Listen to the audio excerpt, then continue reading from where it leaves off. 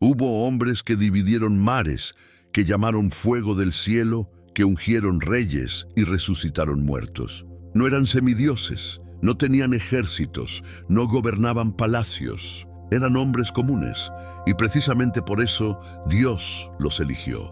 Hoy vamos a conocer a 4 de los profetas más grandes de toda la Biblia: Moisés, Samuel, Elías y Eliseo. Comenzamos con el primero y, para muchos, el más grande de todos los profetas bíblicos. Un hombre cuya historia empieza con una canasta en un río y termina en la cima de una montaña, contemplando una tierra que nunca pisaría. Esta es la historia de Moisés. Egipto, aproximadamente 1300 a.C. El faraón tiene miedo, no de un ejército invasor, no de una plaga, sino de un pueblo de esclavos, los hebreos, que no para de crecer. Y cuando el poder tiene miedo, responde siempre de la misma forma, con violencia. El decreto es brutal. Todo niño hebreo recién nacido debe ser arrojado al Nilo. En medio de ese horror, una madre llamada Jocabet toma una decisión que parece una locura. No llora en silencio, no se resigna, actúa. Teje una canasta de papiro, la cubre con brea y betún para impermeabilizarla, y coloca adentro a su hijo recién nacido. Luego lo pone a flotar sobre el mismo río que debía matarlo. Aquí ya aparece algo que va a repetirse durante toda la vida de Moisés. Dios actúa precisamente donde el peligro es mayor. La hija del faraón encuentra la canasta, reconoce que es un niño hebreo y en lugar de cumplir la orden de su padre, siente compasión. Miriam, la hermana de Moisés, que estaba observando desde la orilla, se acerca con una propuesta audaz. ¿Quieres que vaya a buscar una nodriza hebrea para que críe al niño por ti? La respuesta es sí.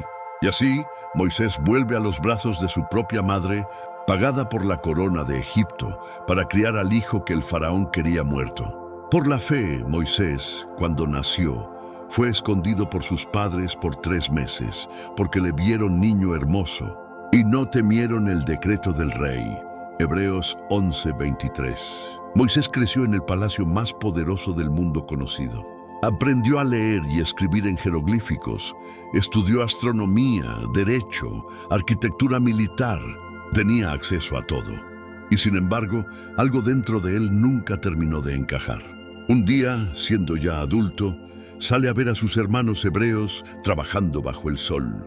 Ve a un capataz egipcio golpeando a uno de ellos, mira a un lado, mira al otro y mata al egipcio. Entierra el cuerpo en la arena. Al día siguiente vuelve y ve a 2 hebreos peleando entre sí. Intenta mediar y uno de ellos lo enfrenta. ¿Quién te puso a ti como jefe y juez sobre nosotros? ¿Acaso quieres matarme como mataste al egipcio? El secreto ya no era secreto. Moisés huyó. Dejó atrás el palacio, los títulos, la ropa de lino fino, todo. Cruzó el desierto y llegó a Madián, donde se sentó junto a un pozo, sin plan, sin destino, sin nada. Es una imagen poderosa. El futuro libertador de Israel, solo, en medio del desierto, sin saber cuál es el próximo paso. Allí conoció a las hijas de Jetro, sacerdote de Madián. Las defendió de unos pastores agresivos y terminó casándose con una de ellas, Séfora. Durante 40 años, Moisés pastoreó ovejas en el desierto. 40 años. El hombre que había sido educado para gobernar, ahora cuidaba cabras. Si Dios tenía un plan, no se veía por ningún lado. Un día cualquiera, mientras llevaba el rebaño al otro lado del desierto, cerca del monte Horeb, Moisés vio algo extraño, un arbusto que ardía pero no se consumía, no se acercó corriendo. El texto dice que se desvió para ver. Hay una curiosidad tranquila en ese gesto. La curiosidad de alguien que ha aprendido a no esperar grandes cosas de la vida. Y entonces, la voz. Moisés, Moisés, no te acerques, quita las sandalias de tus pies, porque el lugar en que tú estás, tierra santa es. Yo soy el Dios de tu padre, el Dios de Abraham, el Dios de Isaac y el Dios de Jacob. Éxodo 3, 4, 6. El texto dice que Moisés cubrió su rostro porque tuvo miedo de mirar a Dios. Y lo que Dios le dice a continuación es una de las frases más conmovedoras del Antiguo Testamento. He visto la aflicción de mi pueblo que está en Egipto y he oído su clamor. Sé bien sus sufrimientos.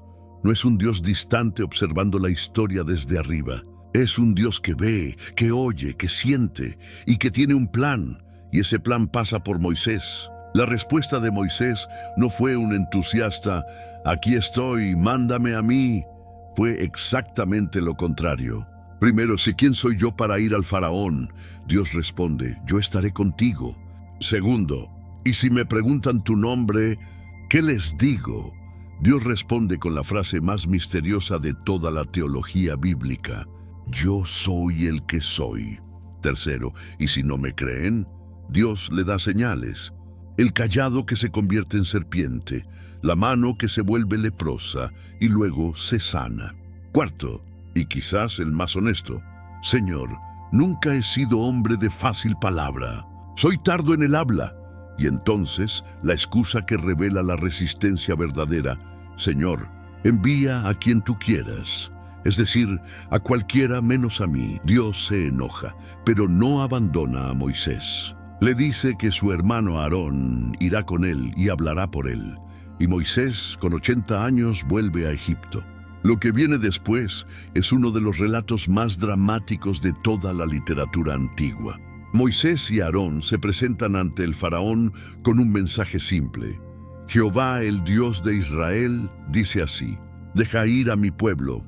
El faraón, el hombre más poderoso de la tierra, ni siquiera reconoce quién es ese Dios. Su respuesta: ¿quién es Jehová para que yo oiga su voz y deje ir a Israel? Yo no conozco a Jehová, ni tampoco dejaré ir a Israel. Entonces vienen las plagas. Y es importante entender que no son simplemente castigos caprichosos. Cada plaga es una refutación directa de una deidad egipcia. El Nilo convertido en sangre golpea a Hapi, dios del río. Las ranas son la deidad Heket. Las tinieblas humillan a Ra, el dios Sol, la deidad suprema de Egipto. Dios no está solo liberando a Israel, está dejando en evidencia delante de todo el mundo antiguo que los dioses del imperio más poderoso de la tierra no son dioses en absoluto. Yo pasaré esa noche por la tierra de Egipto y heriré a todo primogénito en la tierra de Egipto, así de los hombres como de las bestias, y ejecutaré mis juicios en todos los dioses de Egipto. Yo, Jehová. Éxodo 12:12. El faraón cede y vuelve atrás 6 veces antes de la 10ª plaga. Hay algo psicológicamente muy real en ese retrato. La persona que sabe que está equivocada, pero no puede rendirse, porque rendirse significaría perder el control. La 10ª plaga, la muerte de los primogénitos, fue el golpe que quebró la resistencia.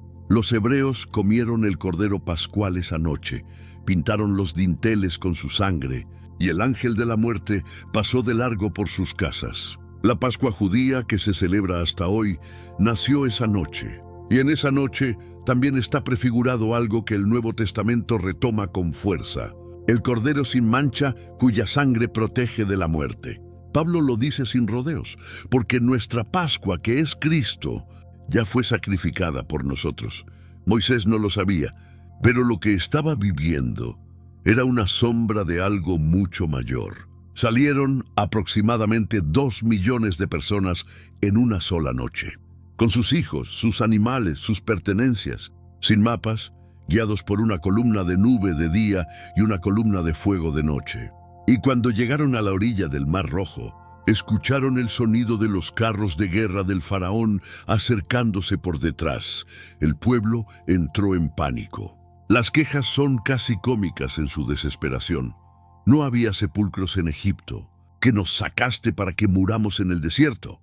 Moisés les responde con una de las frases más poderosas del libro del Éxodo.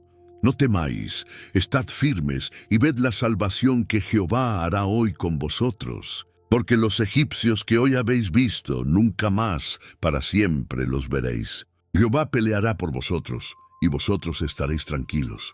Éxodo 14:13-14.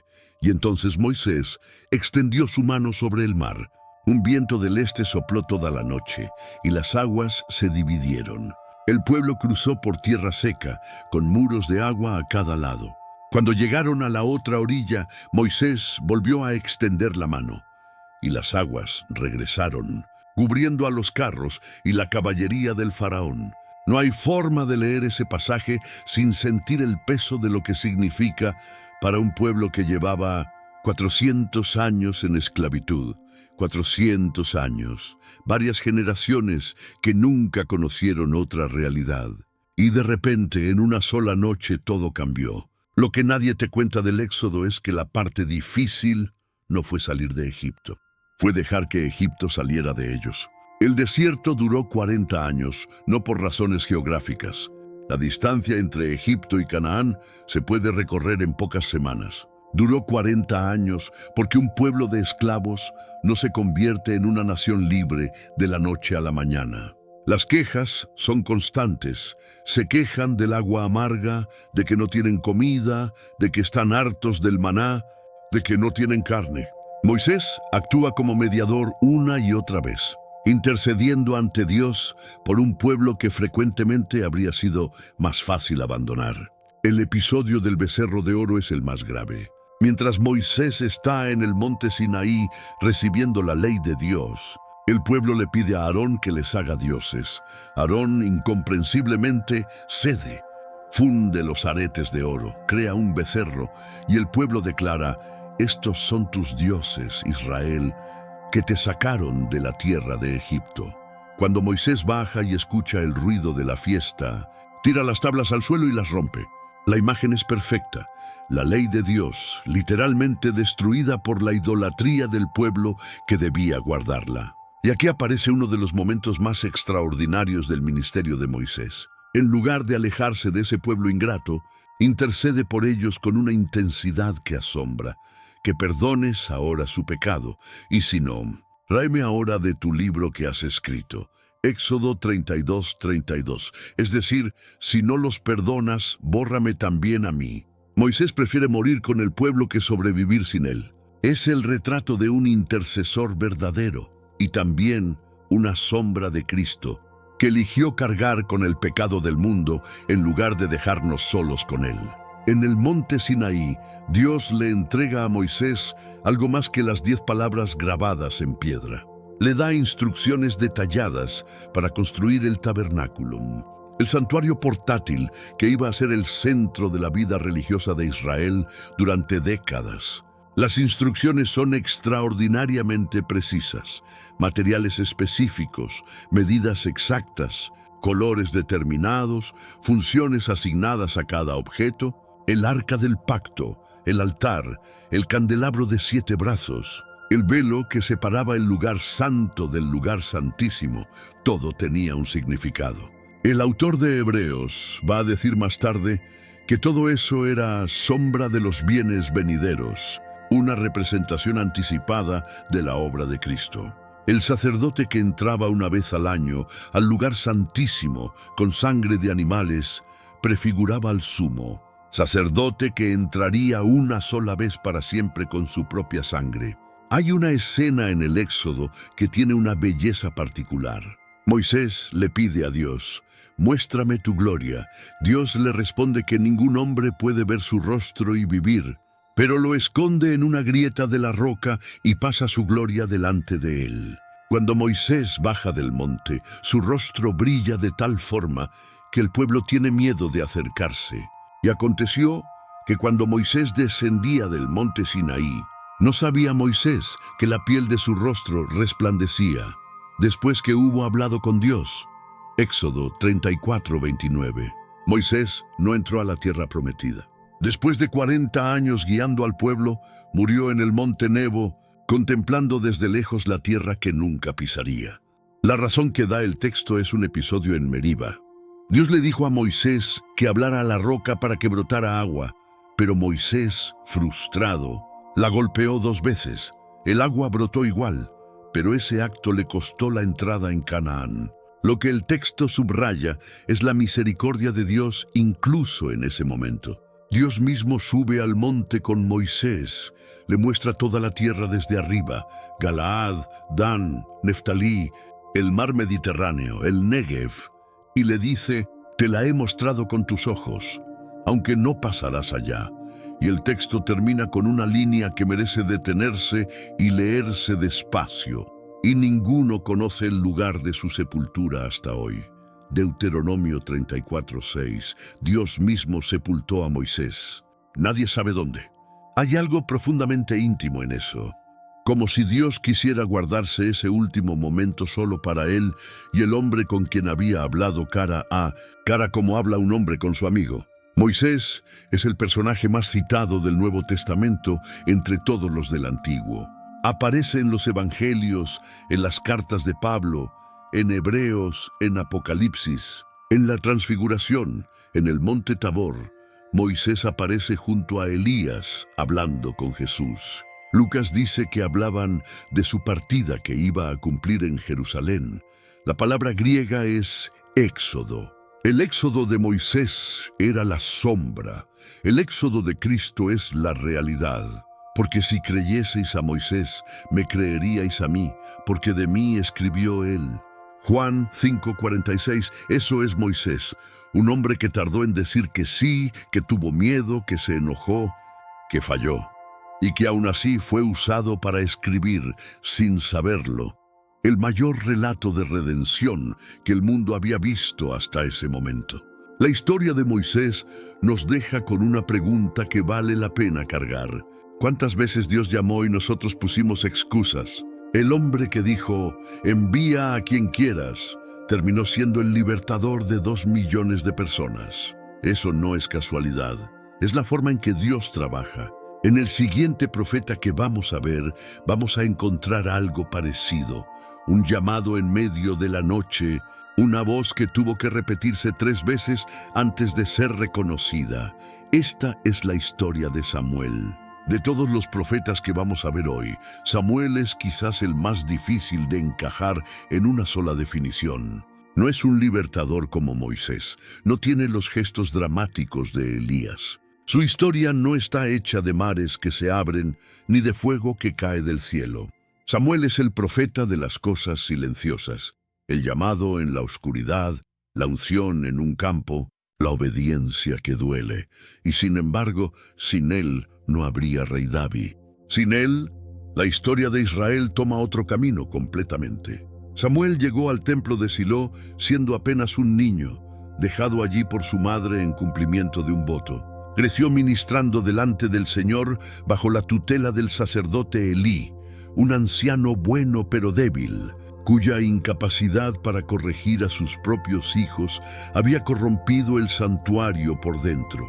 Era ese el ambiente en el que Samuel se formó, no en un lugar perfecto, sino en uno roto. ¿Puede Dios preparar a alguien en medio de la decadencia religiosa? Lo que pasó una noche en ese templo responde la pregunta de una vez por todas. Samuel estaba acostado cerca del arca del pacto cuando escuchó que alguien lo llamaba por su nombre. Fue a despertar a Elí, convencido de que era él. Elí lo mandó de vuelta. Eso pasó 3 veces. 3 veces el mismo recorrido, 3 veces la misma confusión.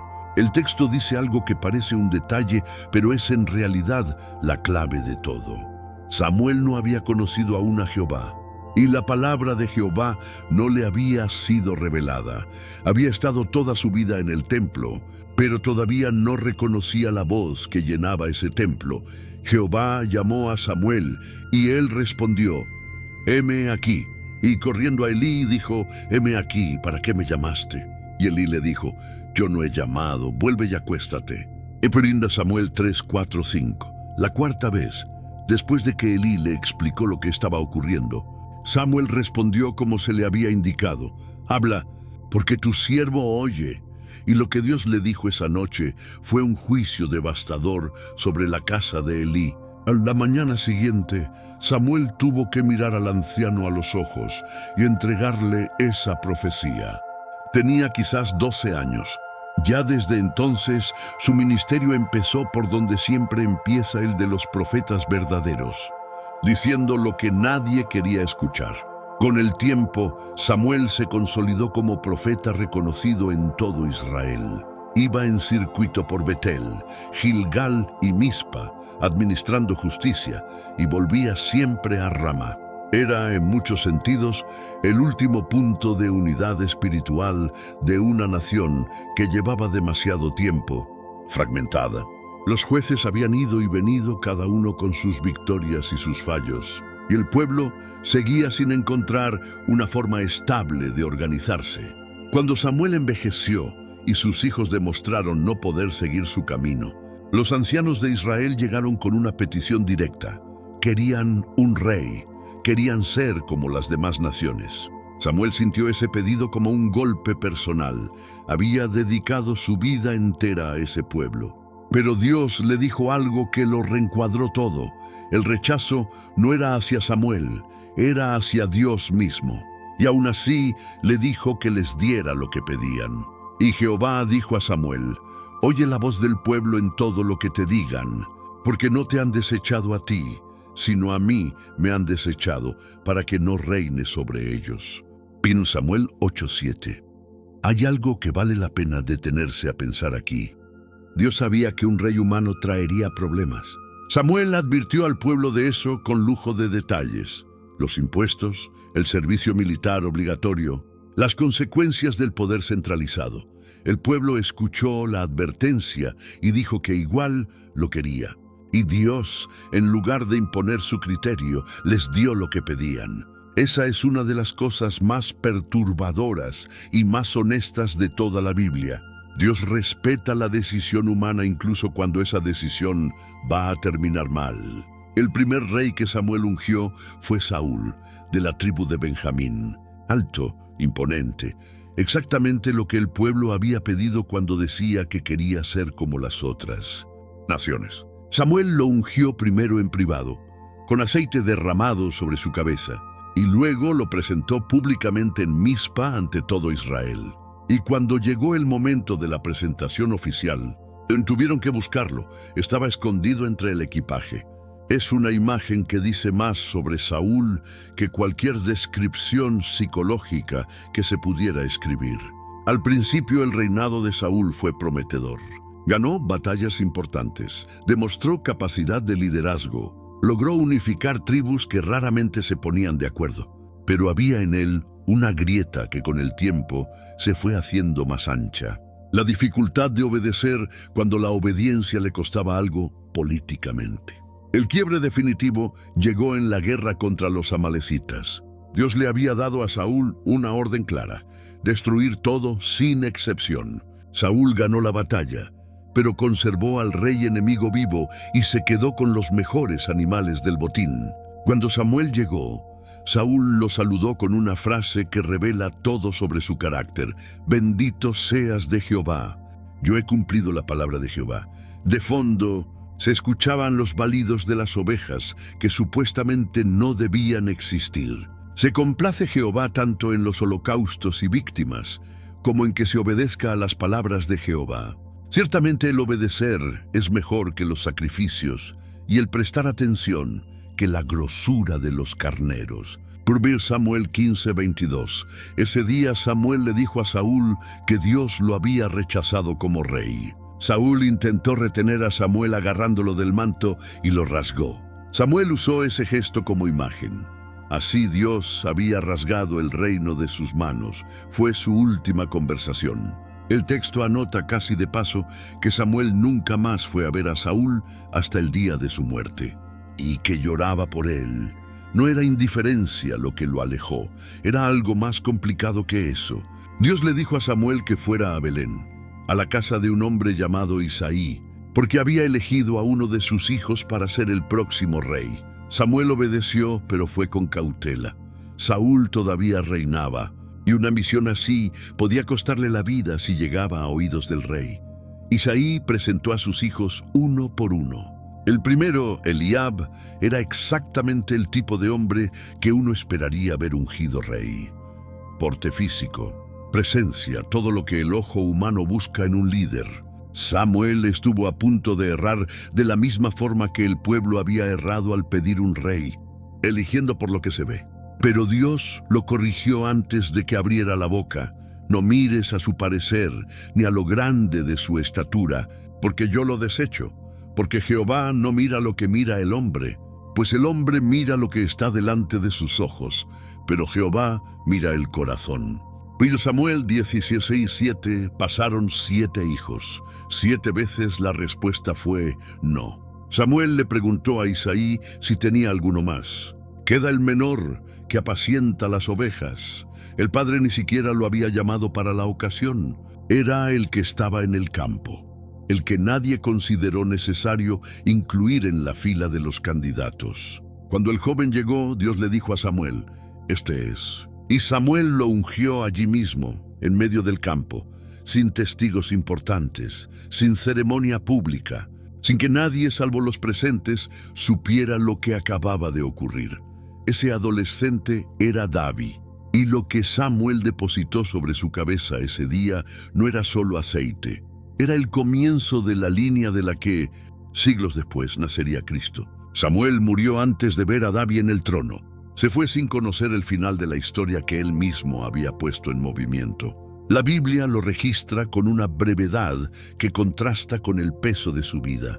Murió Samuel, y se juntó todo Israel, y lo lloraron, y lo sepultaron en su casa en Ramá, que significa morir, sin ver el resultado de lo que uno sembró. Esa pregunta se puede hacer con cualquier generación que trabajó para la siguiente, sin alcanzar a ver los frutos. Samuel no vio a David reinar, no vio el templo, no vio el reino unificado. Ungió al rey más grande de Israel, y murió mientras ese rey todavía huía de un palacio. Hay un episodio extraño que ocurrió después de su muerte y que merece mencionarse. Saúl, desesperado antes de su última batalla, buscó a una medium en Endor para invocar el espíritu de Samuel. Lo que apareció hizo gritar a la mujer de terror. Ella misma no esperaba que funcionara. Y Samuel, desde donde estuviera, dijo exactamente lo mismo que había dicho toda su vida. La verdad. Le anunció a Saúl que al día siguiente moriría junto a sus hijos. Ni la muerte había cambiado lo que Samuel era. La grandeza de Samuel no está en los milagros que hizo, sino en lo que sostuvo. Sostuvo la fe de Israel cuando no había rey. Sostuvo la palabra de Dios frente a reyes que no querían escucharla. Sostuvo la obediencia cuando le costaba afecto, cuando le costaba relaciones, cuando le costaba el reconocimiento de la gente a la que había servido. Es el tipo de fidelidad que no sale en los titulares, pero que es la que realmente mueve la historia. El profeta que viene a continuación no tiene nada de silencioso. Elías irrumpe en el texto bíblico como una tormenta, sin presentación, sin genealogía, sin contexto previo. Solo aparece, habla y cambia todo.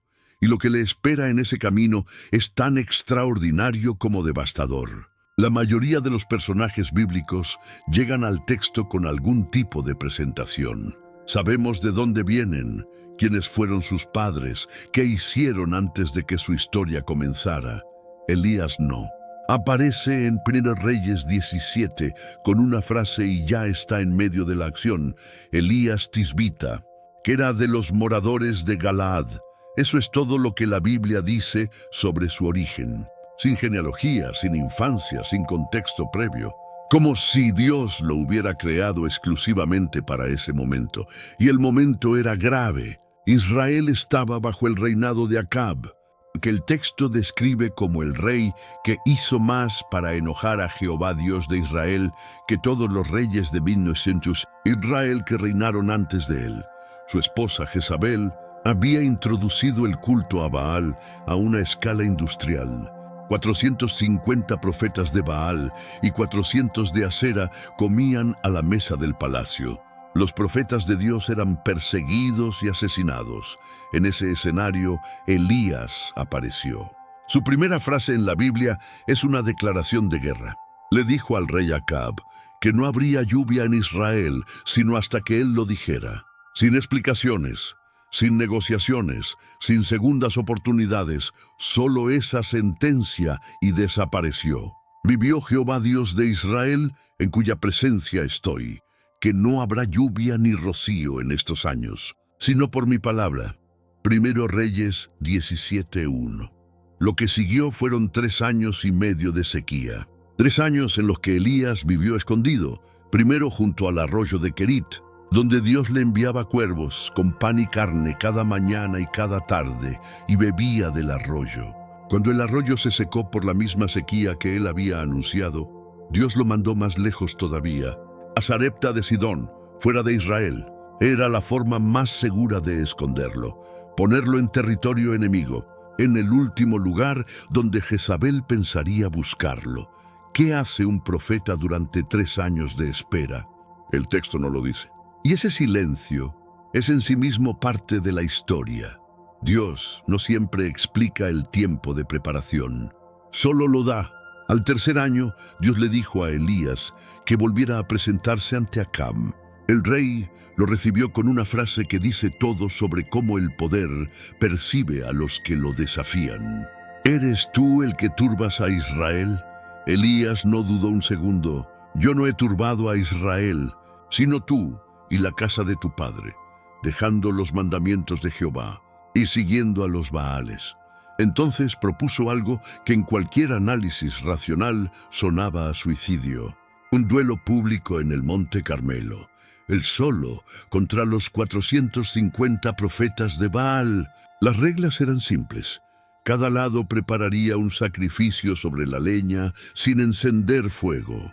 El Dios que respondiera con fuego, ese era el Dios verdadero. Los profetas de Baal empezaron primero.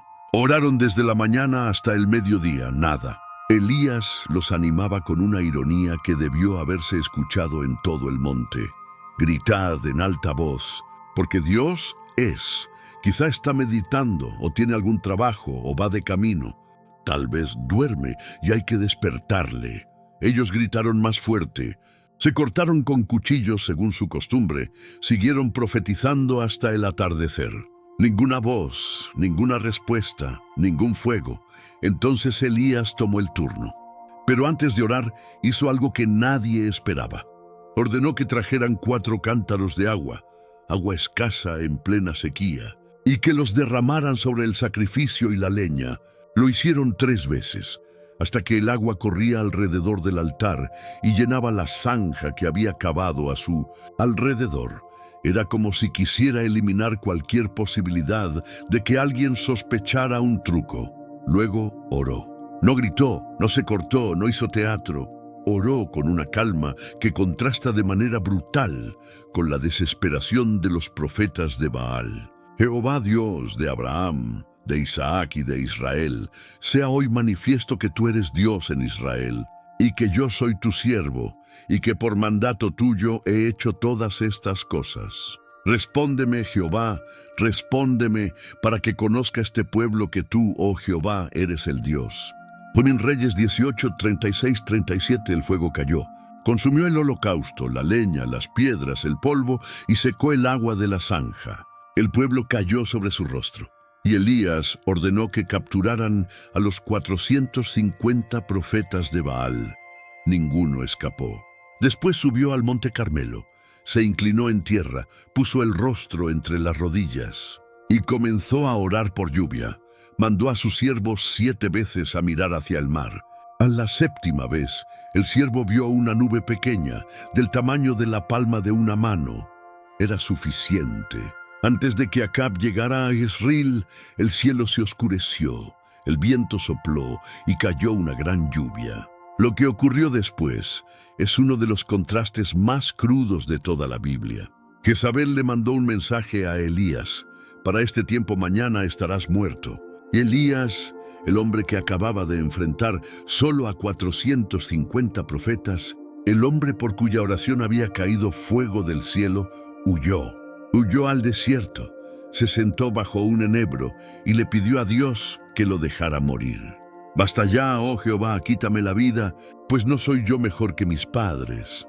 No hay forma de leer esa frase sin sentir el peso de lo que contiene.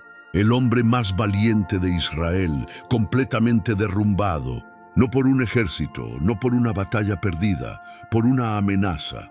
¿Por qué alguien capaz de hacer lo que Elías hizo en el Carmelo podía quebrarse de esa manera ante una sola amenaza? La respuesta no está en la cobardía, está en el agotamiento. Lo que Elías experimentó es algo que cualquier persona que haya dado todo en algo reconoce de inmediato. El vacío que queda después del momento de mayor intensidad. El cuerpo, la mente y el alma que simplemente no tienen más. La respuesta de Dios ante eso no fue un sermón, no fue una reprimenda. Fue un ángel que tocó a Elías y le dijo: «Levántate y come». Había una torta cocida sobre las brasas y una vasija de agua. Elías comió, bebió y volvió a dormirse. El ángel lo tocó de nuevo. «Levántate y come, porque largo camino te resta». Dios no le pidió que se repusiera de inmediato, ni que dejara de sentir lo que sentía. Solo le dio comida, descanso y una razón para seguir caminando. Elías caminó 40 días y 40 noches hasta llegar al monte Horeb, el mismo monte donde Moisés había hablado con Dios siglos antes. Se metió en una cueva y Dios le preguntó: «¿Qué haces aquí?». «Elías». La respuesta de Elías es reveladora. «He sentido un vivo celo por Jehová, Dios de los ejércitos, porque los hijos de Israel han dejado tu pacto, han derribado tus altares y han matado a espada a tus profetas. Y solo yo he quedado, y me buscan para quitarme la vida». Hay soledad en esa frase, pero también algo de orgullo herido. El hombre que creyó que era el único que quedaba fiel. Dios le dijo que saliera y se pusiera en el monte, y entonces pasaron cosas. Un viento tan grande y poderoso que partía las montañas. Después, un terremoto. Después fuego, pero Dios no estaba en ninguna de esas cosas.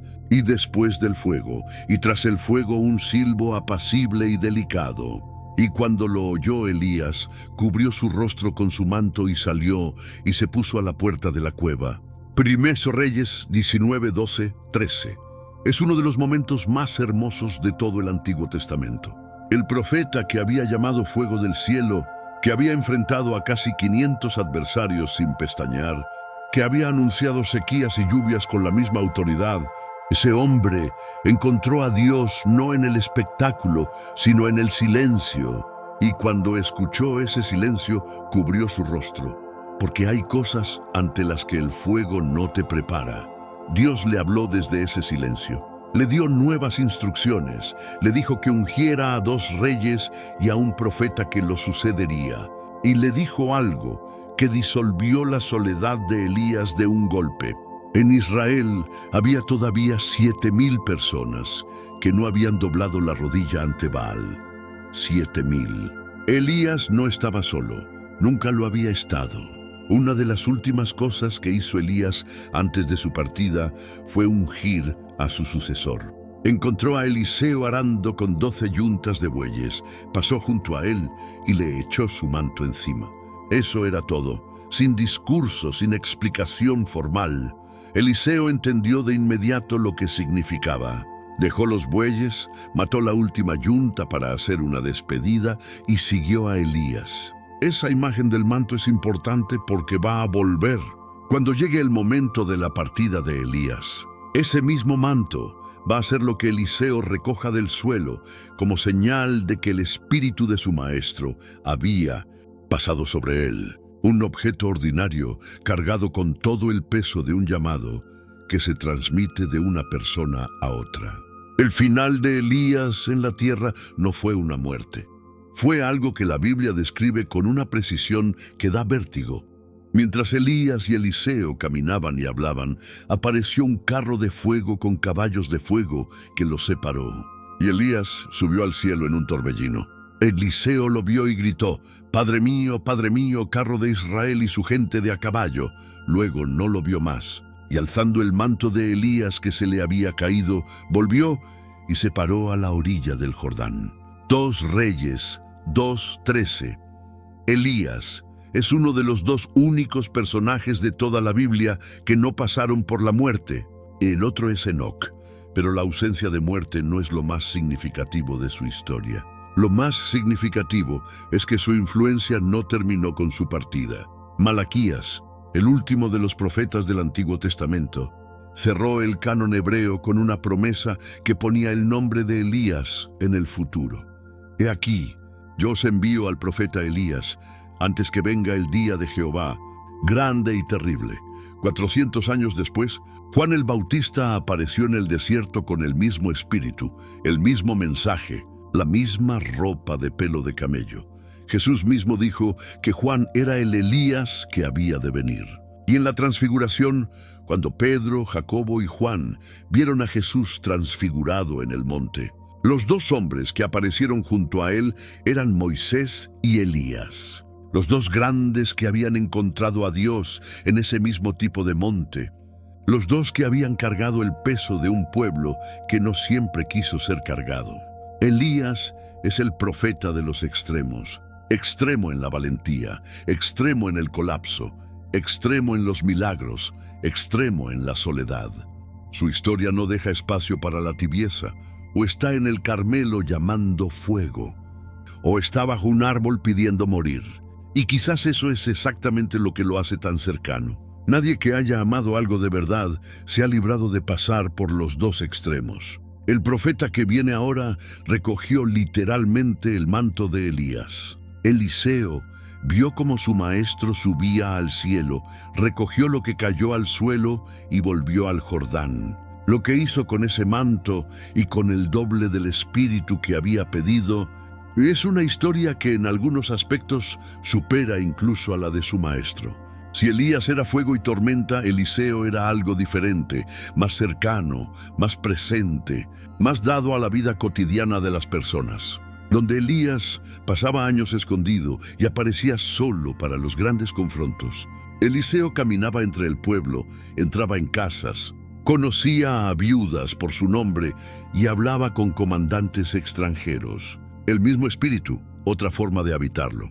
Y con el doble de milagros registrados que su maestro, Eliseo es quizás el profeta más activo de toda la Biblia, no en el sentido del que más habló, sino del que más hizo. Cuando Elías lo encontró, Eliseo estaba arando. Tenía 12 yuntas de bueyes delante de él, lo que indica que era un hombre con recursos, con una vida establecida, con algo concreto que perder. Elías pasó junto a él sin decir una palabra y le echó su manto encima. Eso fue todo. Sin explicación, sin propuesta formal, sin tiempo para pensar. La respuesta de Eliseo no fue inmediata ni perfecta. Le pidió a Elías que lo dejara despedirse de su familia. Elías le respondió con una pregunta que suena a provocación, pero en realidad era una prueba. «Vuelve, ¿qué te he hecho yo?»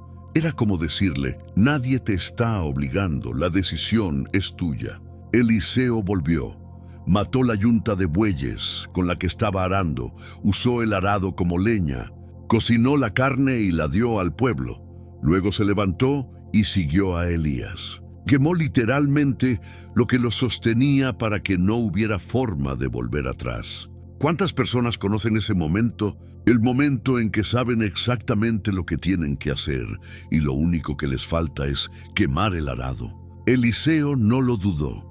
Cuando entendió lo que el manto significaba, actuó. Cuando llegó el momento en que Elías sería llevado, Eliseo se negó a separarse de él. 3 veces Elías le dijo que se quedara, que Dios lo enviaba a otro lugar. 3 veces Eliseo respondió lo mismo: «Vive Jehová y vive tu alma, y que no te dejaré». Había algo en él que sabía que ese día era diferente a todos los anteriores, y no estaba dispuesto a perdérselo. Antes de que el momento llegara, Elías le preguntó qué quería que hiciera por él. Y Eliseo pidió algo que en la cultura del tiempo era a la vez audaz y específico: una porción doble de su espíritu. No quería el espíritu de Elías, quería el doble. Era la petición de un hijo primogénito que reclama su herencia, porque en Israel el primogénito recibía doble porción. Eliseo se estaba declarando hijo y heredero, no solo discípulo. Elías le dijo que había pedido algo difícil, pero que si lograba verlo cuando fuera llevado, se lo sería concedido. Eliseo vio, y cuando el carro de fuego separó a los dos y Elías subió en el torbellino, Eliseo gritó, rasgó sus vestidos en señal de duelo, recogió el manto que había caído, Volvió al Jordán y lo golpeó contra el agua preguntando, ¿dónde está Jehová, el Dios de Elías? Las aguas se dividieron. Y tomando el manto de Elías que se le había caído, golpeó las aguas y dijo, ¿dónde está Jehová, el Dios de Elías? Y así que hubo golpeado del mismo modo las aguas, se apartaron a uno y a otro lado, y pasó Eliseo. Reyes 2:14. Con el mismo gesto de su maestro, las aguas respondieron igual. La petición había sido concedida. Lo que distingue los milagros de Eliseo de los de casi cualquier otro profeta es dónde ocurren, no en montañas, ni en confrontaciones con reyes, sino en cocinas, en campos, en casas de personas sin nombre. Una viuda que estaba a punto de perder a sus hijos como pago de deuda, Eliseo le dijo que recogiera todos los recipientes vacíos que pudiera conseguir, cerrara la puerta y comenzara a verter el poco aceite que le quedaba. El aceite no paró hasta que no hubo más recipientes. Vendió el aceite, pagó la deuda y vivió del resto. En Gilgal, durante una hambruna, sus discípulos prepararon un guiso con una planta silvestre que resultó ser venenosa. Cuando lo sirvieron y descubrieron que era mortal, Eliseo echó harina en la olla y el veneno desapareció.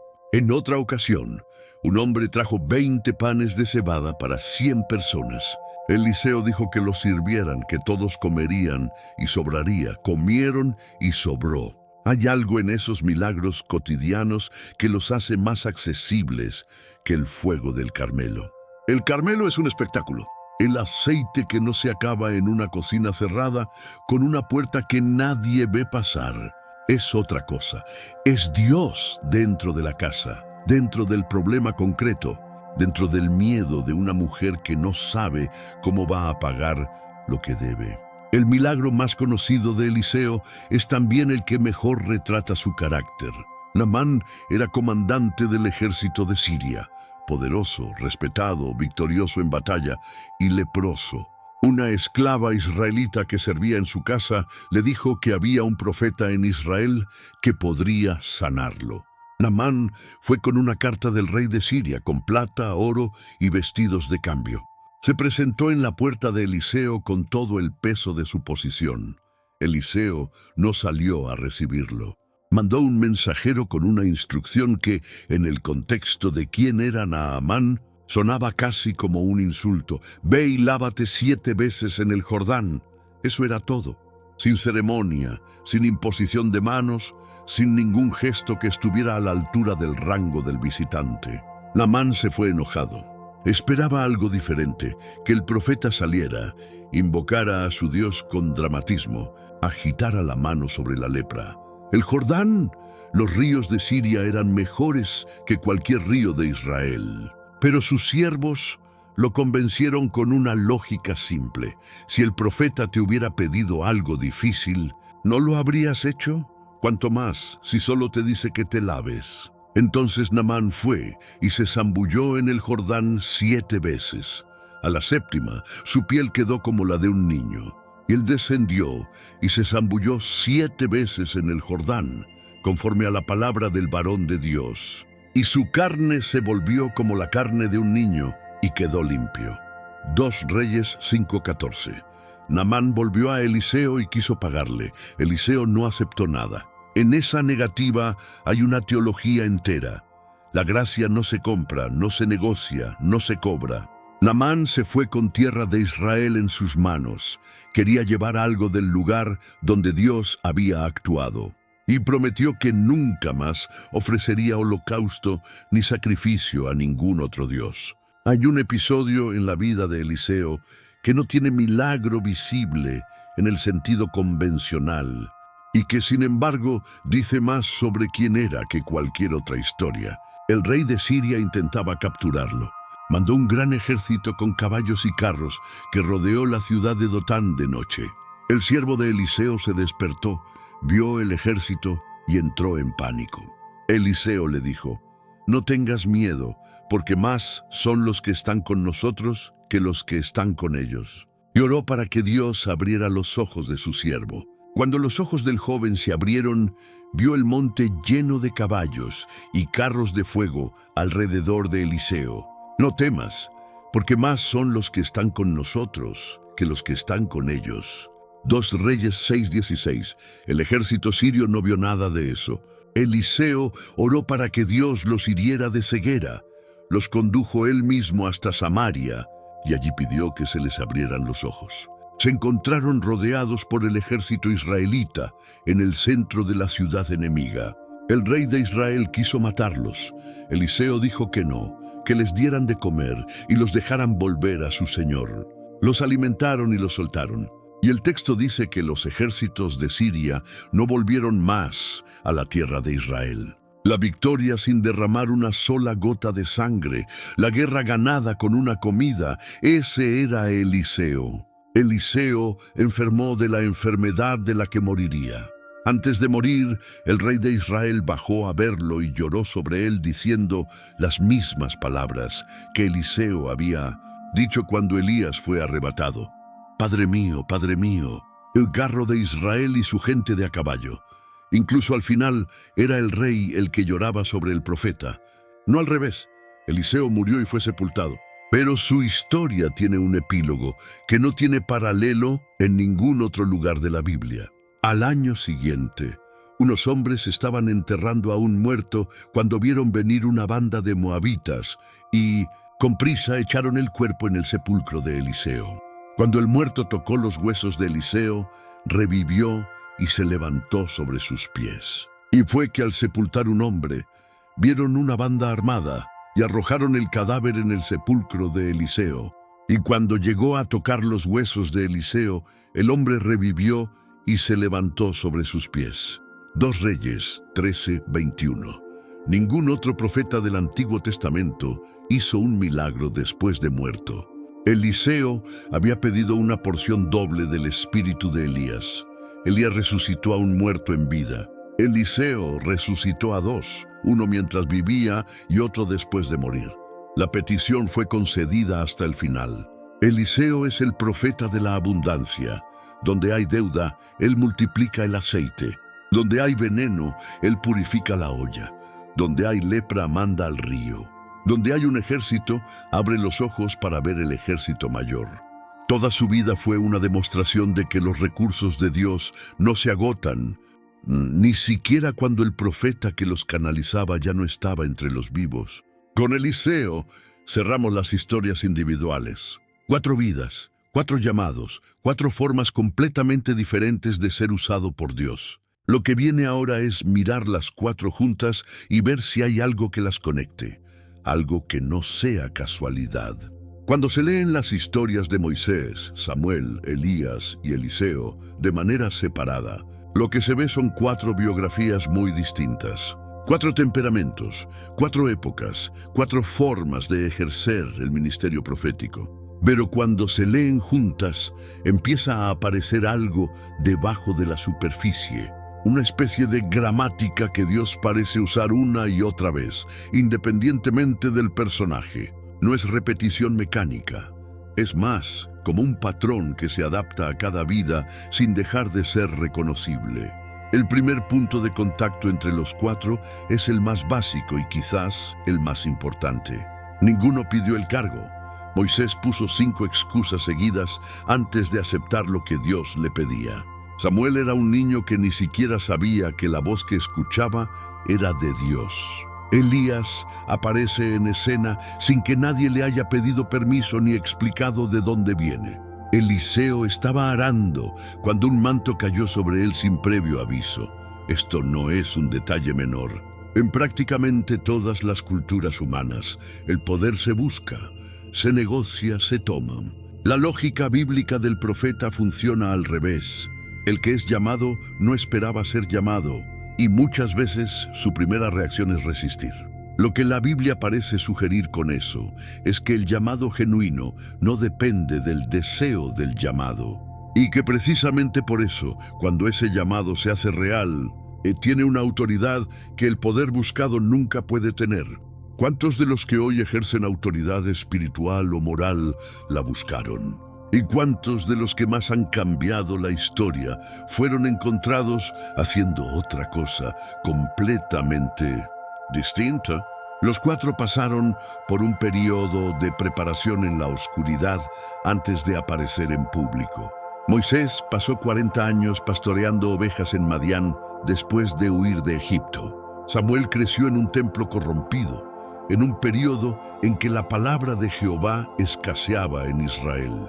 Elías pasó 3 años y medio escondido, primero junto a un arroyo, luego en territorio extranjero. Eliseo pasó años como siervo de Elías antes de asumir su propio ministerio. En todos los casos, el periodo de oscuridad no fue un tiempo de inactividad espiritual. Fue exactamente donde se formó lo que después iba a sostener el ministerio público. Moisés aprendió el desierto que más tarde cruzaría con 2 millones de personas. Samuel aprendió a distinguir la voz de Dios en un ambiente donde esa voz era ignorada. Elías aprendió a depender de Dios para lo más básico: la comida, el agua, el siguiente paso. Eliseo aprendió a servir antes de liderar. El desierto en la Biblia no es castigo, es preparación. Y la duración del desierto parece estar directamente relacionada con la magnitud de lo que viene después. Ser profeta en Israel no era una posición de prestigio sostenido, era una posición de conflicto sostenido. Moisés fue cuestionado por el mismo pueblo que liberó en múltiples ocasiones por múltiples razones. Samuel fue rechazado no por sus errores, sino por su éxito. El pueblo quería un rey precisamente porque Samuel había gobernado bien. Y esa forma de gobierno ya no era lo que querían. Elías fue perseguido por Jezabel con una orden de muerte. Eliseo fue despreciado en más de una ocasión por personas que necesitaban su ayuda, pero se resistían a la forma en que esa ayuda llegaba. Lo que los 4 tienen en común no es que sufrieron, es que siguieron hablando después de sufrir. Ninguno compró la paz con el silencio. Moisés siguió intercediendo por un pueblo que lo cuestionaba. Samuel siguió juzgando a Israel después de que Israel lo rechazó. Elías volvió del desierto y ungió reyes y sucesor. Eliseo siguió operando milagros en casas anónimas hasta el último día de su vida. La fidelidad de los 4 no era ciega ni carente de emoción. Todos mostraron frustración, dolor y, en el caso de Elías, un colapso total. Lo que los distingue no es que nunca sintieron el peso, es que no se quedaron bajo ese peso para siempre. Hay un hilo que corre por las 4 historias y que el Nuevo Testamento va a recoger con mucha precisión. Cada uno de estos profetas prefigura en aspectos distintos la figura de Cristo. Moisés es el más obvio, es el libertador que saca a su pueblo de la esclavitud, el mediador que está entre Dios y el pueblo, el legislador que recibe la ley en el monte. El autor de Hebreos dedica varios capítulos a mostrar cómo Jesús es todo lo que Moisés era, pero sin las limitaciones. El propio Jesús lo dijo: porque si creyeseis a Moisés, me creeríais a mí, porque de mí escribió él. Samuel ungió a los 2 primeros reyes de Israel, uno que fue rechazado y otro que fue amado. Ese patrón resuena en el Nuevo Testamento de una forma que no parece casualidad. Israel rechazó a su rey verdadero y pidió un sustituto que tampoco funcionó. Elías fue anunciado por Malaquías como precursor del día del Señor, y Jesús identificó a Juan el Bautista como ese Elías que había de venir. En la transfiguración, Elías apareció junto a Moisés hablando con Jesús. Los 2 grandes representantes de la ley y los profetas, conversando con aquel hacia quien todo apuntaba. Eliseo es quizás el más detallado en los paralelos. Alimentó a 100 personas con 20 panes, y sobró. Jesús alimentó a miles con 5 panes y 2 peces. Eliseo curó a un leproso extranjero. Jesús curó a 10 leprosos. Eliseo resucitó a un muerto. Jesús resucitó a varios, incluyendo a sí mismo. El Evangelio de Lucas hace explícita esta conexión cuando Jesús menciona a Naamán y a la viuva de Sarepta como ejemplos de la gracia que va más allá de Israel. Ninguno de los 4 profetas sabía exactamente lo que estaba prefigurando. Vivían en su tiempo, respondían a su contexto, cargaban su propio peso. Y al mismo tiempo, sin saberlo, eran los capítulos de una historia cuya conclusión vendría siglos después. Hay algo más que conecta a estos 4 hombres y que quizás sea lo más difícil de sistematizar, pero lo más fácil de sentir. Ninguno de ellos era la elección obvia. Moisés era un fugitivo con dificultades para hablar.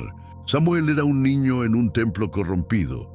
Elías era un desconocido de Galaad sin genealogía ni credenciales. Eliseo era un agricultor. Si hubiera habido un proceso de selección humano para escoger a los 4 profetas más influyentes de Israel, es casi seguro que ninguno de estos habría llegado a la segunda ronda. Y sin embargo, el mar se dividió. Un niño escuchó la voz de Dios en la oscuridad. El fuego cayó sobre un altar empapado de agua. Los huesos de un hombre muerto devolvieron la vida a un cadáver. Lo que la Biblia dice con esas 4 vidas acumuladas juntas es algo que no encaja bien en ninguna lógica de poder o de mérito. Dios no elige según el criterio que los humanos usan para elegir. Y esa afirmación, si se toma en serio, cambia completamente la forma en que uno se mira a sí mismo cuando siente que no tiene lo necesario para lo que le fue encomendado. 4 hombres, 4 desiertos, 4 formas de obedecer cuando era difícil. 4 vidas que no se pueden entender completamente sin las otras 3, y que juntas forman algo que ninguna forma sola. El libro de la historia de Israel es, entre otras cosas, el libro de los que dijeron que sí cuando podían haber dicho que no. Moisés dividió un mar. Samuel escuchó en la oscuridad y dijo que sí. Elías llamó fuego del cielo y después lloró bajo un árbol. Eliseo devolvió vida a un muerto con sus propios huesos. 4 hombres que no tenían nada en común excepto esto. Cuando Dios los encontró, no huyeron para siempre. Si este contenido te movió de alguna forma, comparte este vídeo con alguien que necesita escuchar que Dios usa a las personas improbables. Cada vez que compartes, esta historia llega más lejos. Y si todavía no estás suscrito al canal, suscríbete ahora y activa la campanita. Cada semana hay una nueva historia bíblica esperándote. Nos vemos en el próximo video.